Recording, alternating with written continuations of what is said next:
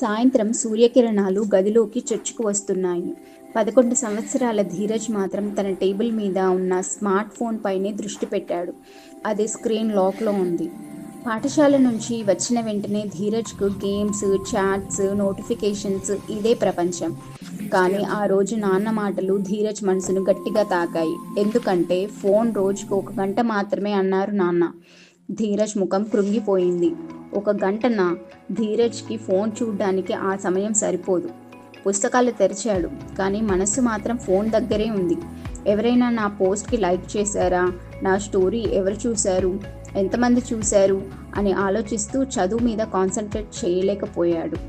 రాత్రి డిన్నర్ టైంలో చెల్లెలు మేఘన ఏడుస్తూ చెబుతుంది, నాన్న, మా క్లాస్ అమ్మాయిలు నన్ను గ్రూప్లో నుండి డిలీట్ చేశారు.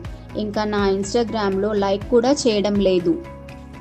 అప్పుడు నాన్న అన్నాడు, నిజమైన స్నేహితులు అలా బిహేవ్ చేయరు. సోషల్ మీడియాలో లైక్ రావడం, కామెంట్స్ రావడం కాదు జీవితం అంటే.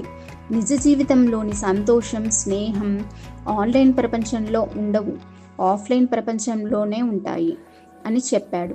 ధీరజ్ కూడా మెల్లిగా ఆలోచించటం మొదలుపెట్టాడు. ఈ తరం పిల్లలు 2 ప్రపంచాల మధ్య జీవిస్తున్నారు. ఒకటి వాస్తవికం, 2 వర్చువల్. వీటి వల్ల నిజమైన మానవ సంబంధాలు కోల్పోవడం జరుగుతుంది. టెక్నాలజీ జీవితంలో ఒక భాగం మాత్రమే, కానీ అదే జీవితం కాకూడదు.